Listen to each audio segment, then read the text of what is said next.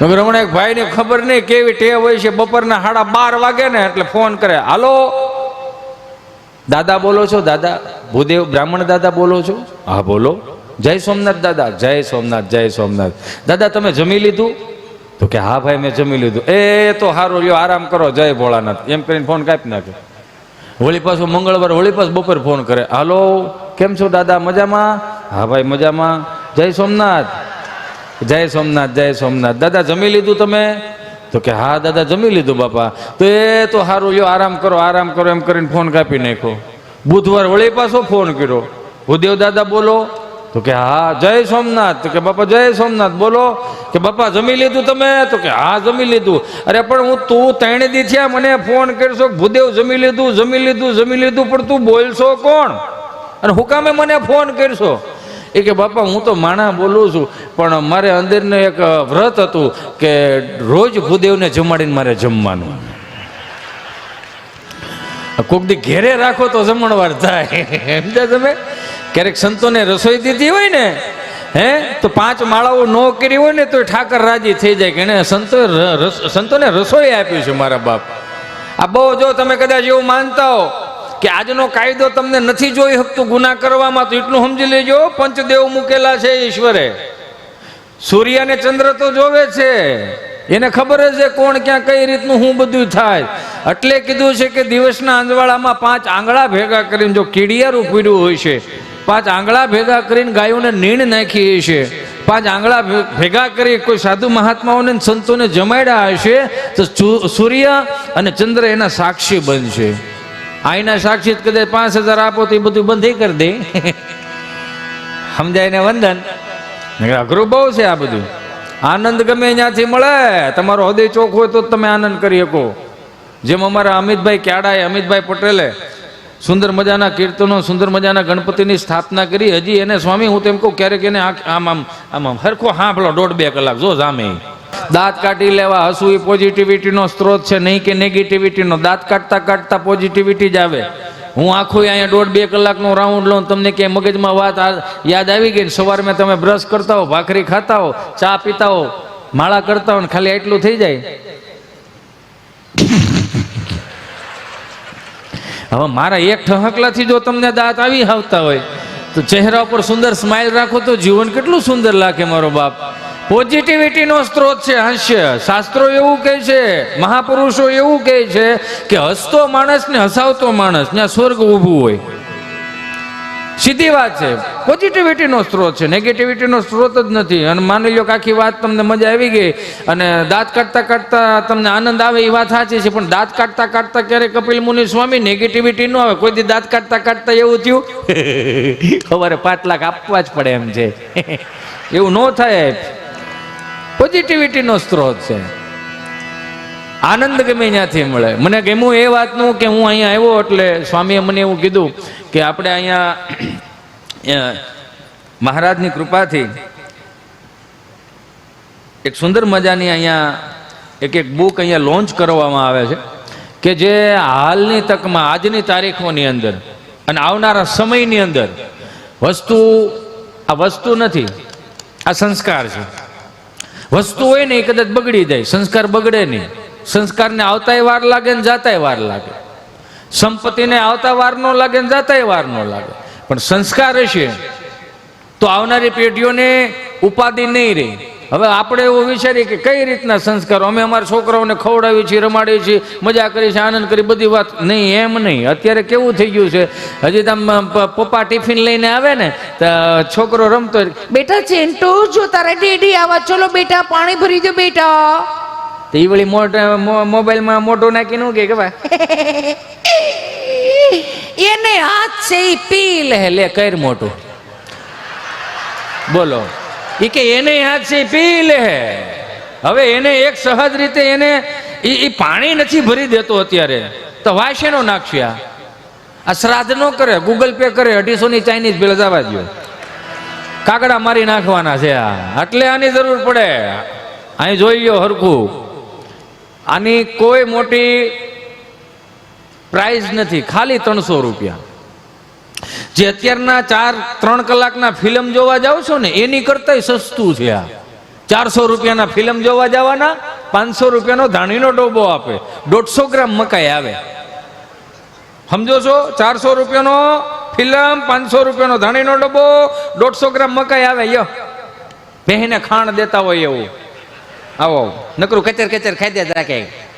એ ચિંટુ જાને કોક લઈ આવ ને, કોકો કોલા. વિચાર તો કરો. આ એટલા માટે કામ આવે એમ છે કે આવનારી પેઢીઓને મારે તમને સંસ્કાર આપવા પડશે, આપવા પડશે ને આપવા પડશે. શું કામે? કે આજની કુટેવ, સ્વામી, આજની કુટેવ ત્રીજી પેઢીએ સંસ્કાર ના થાય એનું ધ્યાન રાખવાનું છે.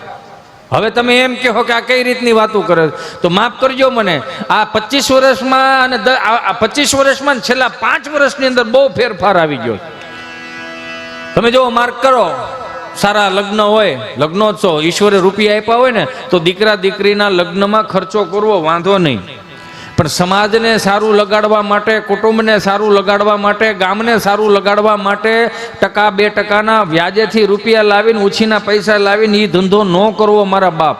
અત્યારે સમૂહ લગ્નની કેટલી સમાજોમાં વ્યવસ્થાઓ થઈ ગઈ, અલગ અલગ સમાજો બધાય સમૂહ લગ્નો કરે છે, એમાં ક્યારેક જોડાઈ જાવ વાંધો નહીં, એમાં નીચા ન દેખાય.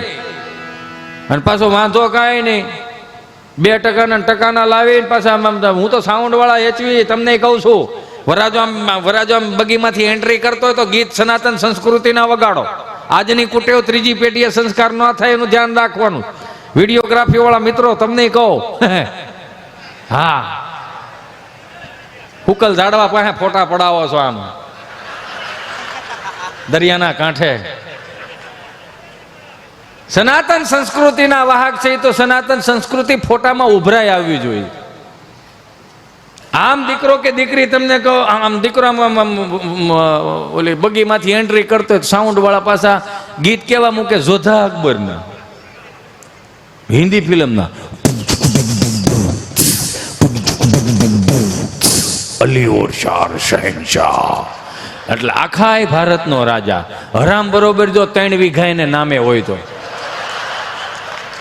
આ નથી કરવાનું મારા ભાઈ.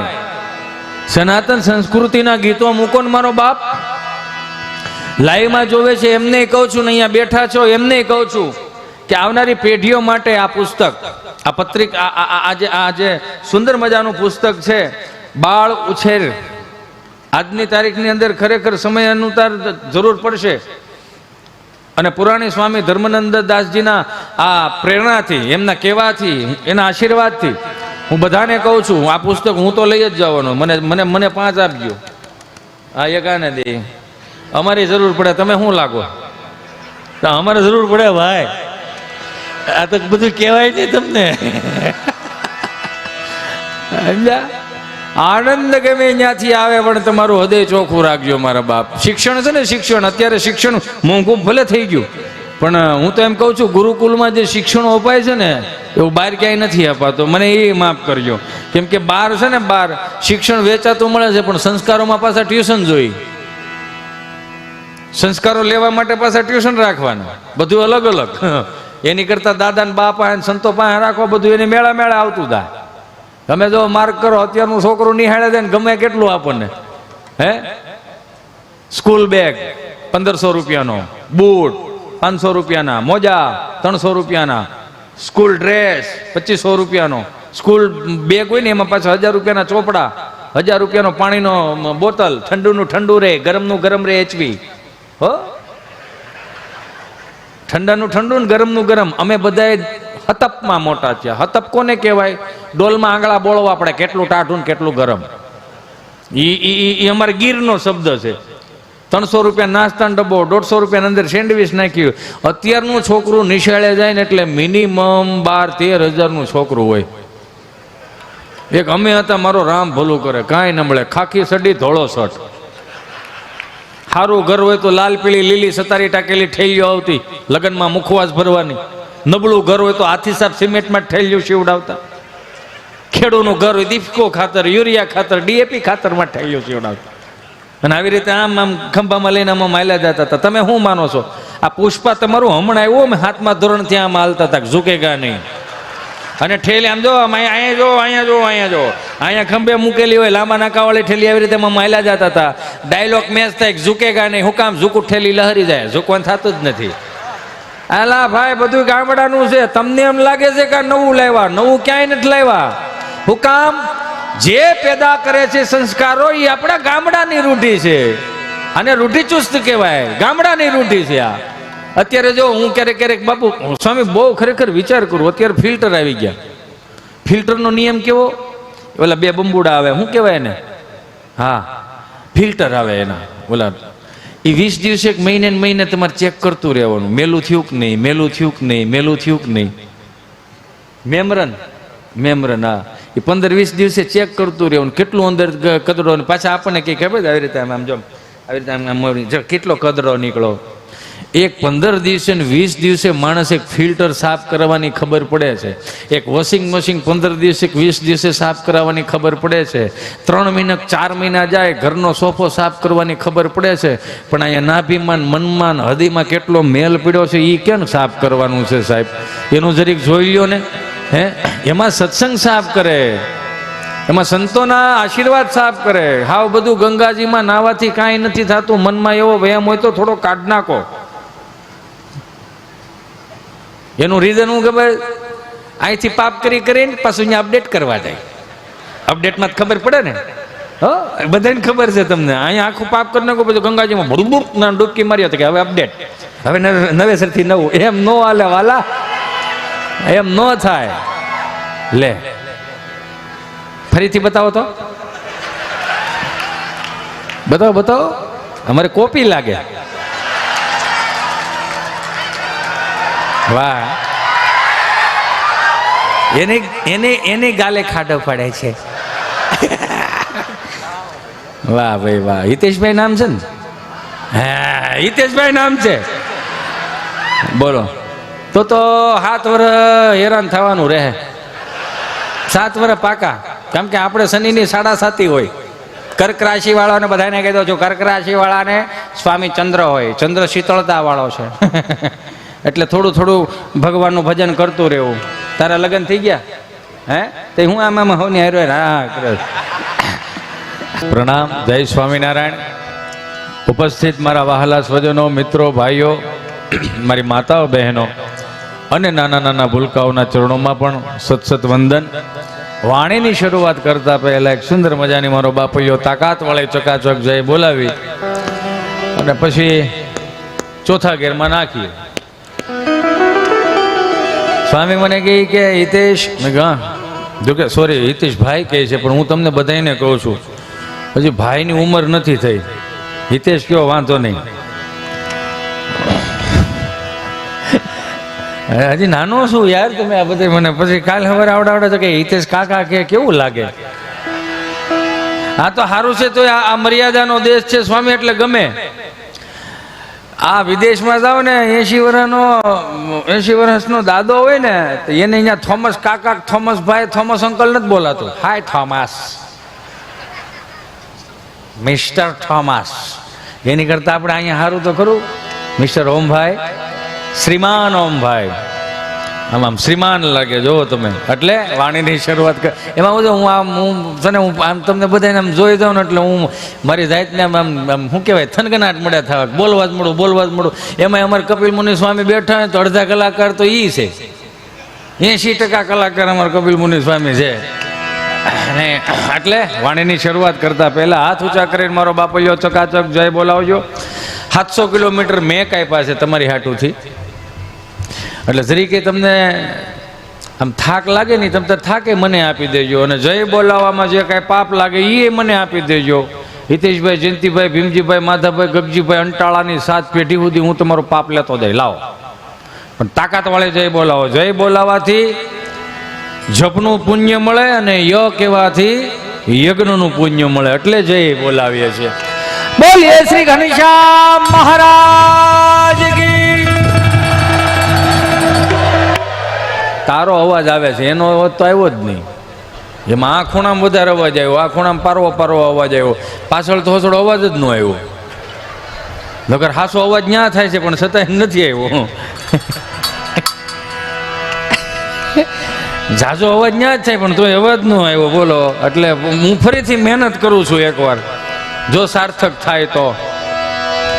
બોલીએ શ્રી સ્વામિનારાયણ ભગવાન કી, શ્રી ઘનશ્યામ મહારાજ કી, શ્રી નર નારાયણ દેવ કી, શ્રી લક્ષ્મી નારાયણ દેવ કી, શ્રી રામચંદ્ર ભગવાન કી, શ્રી કષ્ટભંજન દેવ કી, શ્રી સિદ્ધેશ્વર મહાદેવ કી, શ્રી સત્ય સનાતન ધર્મ કી.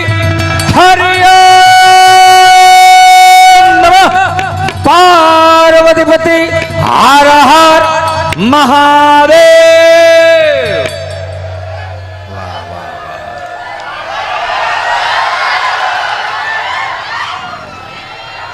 મને બે સાઈડના થોડાક આપી દેજો, થોડુંક મોનિટર આપજો.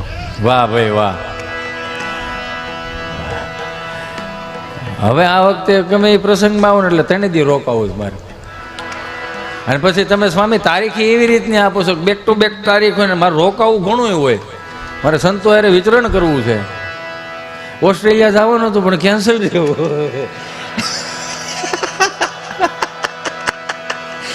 નકર મારે મારે ન્યાના જોક્સ અહીં કરવા હતા. બોલો તમે નહીં માનો, ખાલી 10 મિનિટ માટે ચૂકાઈ ગયું. નસીબ કહેવાય હિતેશ, નસીબ કહેવાય. એટલે તોય હું ખરેખર સ્વામી તમે નહીં માનો, ઓસ્ટ્રેલિયાથી મિત્રો પણ પધાર્યા છે. એ 10 મિનિટ માટે બધું કેન્સલ થયું ને તો મોઢું નાનું નહોતું થયું, બાકી હરખ થયો. હાલો તો હાલો, કાંઈ વાંધો નહીં, 10 મિનિટ તો 10 મિનિટ, વારો તો આવ્યો ને 10 મિનિટનો. હે ઈશ્વરે આપણું ઘડતર ને આપણી આયોજન, સૌથી મોટામાં મોટું આયોજન ઈશ્વર કરે. સૌથી મોટું આયોજન ઈશ્વર કરી શકે, આપણાથી કાંઈ ન થાય. એટલે ઉપસ્થિત તમામ મારા વહાલા સ્વજનો બેઠા છો. આ મંગલકારી ઘનશ્યામ મહોત્સવમાં આનંદ એટલા માટે આવે કે ભગવાન શ્રી સ્વામિનારાયણ આ માંડવી મુકામે પણ પધાર્યા હતા. સાહેબ આપણે બહુ ભાગ્યશાળી છીએ. આ પાવન ભૂમિમાં મેં અને તમે આ જન્મ લીધા છે ને, આનો હરખ બહુ જોઈએ.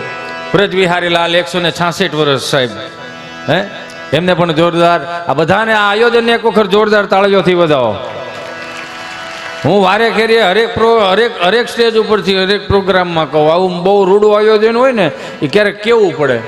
શું કેવું પડે કે જેમણે તન મન અને ધનથી સેવા આપી છે ને એક વખત જોરદાર તાળીઓના નાદ સાથે વધાવો મારો બાપ. અને એવા તાળીઓના નાદ સાથે વધાવો કે ભગવાન આવનારી એની હાથ પેઢી સુધી આવું નવું દાતારીપણું આપતો રહે. તન મન અને ધન, આ ત્રણ. એક એવો વ્યક્તિને જોરદાર તાળીઓથી વધાવવાનું છે. ઉભરી હું કહું એક એવા વ્યક્તિઓને પણ જોરદાર તાળીઓથી વધાવવાના જે શાસ્ત્રોમાં નથી, ઉપનિષદોમાં ક્યાંય નથી. એવા વ્યક્તિને જોરદાર તાળીઓથી વધાવવાના છે. કોણ ખબર? હારા કામમાં નડ્યા ન હોય ને એને જોરદાર તાળીઓથી વધાવો. હારા કામમાં નડે બહુ, આવડું મોટું ન હોય ને આ રૂપિયા તો જોવામાં ક્યાં થાય, એ મરી જાય, એમને મરી જાય. આ પંખો ભરે છે કે ઓહ આ પવન નથી ફેંકતો પણ ભાડું કેટલું લઈ જાય સમજો તો કરે. પછી પંખા છે, હેલિકોપ્ટર પંખા. એટલે એમાં હું અમુકનો જીવ એવો હોય. અહીંયા તો જેને દીધું ને જેને આપ્યું છે ને એના ઇતિહાસ છે મારા બાપ. લઈ લીધું હોય એના ઇતિહાસ નથી, જેમણે આપ્યું છે એના ઇતિહાસ છે. આપણને કોઈ નડવા વાળું પેદા નથી થયું, આપણે આપણી ઈચ્છાઓ નડે છે આપણને, બીજું કાંઈ નથી. હમણાં એક ભાઈ જ્યોતિષ પાસે ગયો ને તો જ્યોતિષને હાથ બતાવ્યો. એ કે જોવો ને બાપા શું વાંધો છે? એ કે તને રાહુ અને કેતુ નડે છે. હે કે રાહુ અને કેતુ નડે છે. તો કે બાપા એનું કઈ નિવારણ ખરું? તો કે હા નિવારણ ખરું ને. તો કે હું કે 5 બ્રાહ્મણોને ને 5 ગાયોને નિરણ નાખી દેજે ને બ્રાહ્મણોને જમાડી દેજે. અરે બાપા હું તો નાનો માણા, મારા એટલું બધું તો ન પુગાય.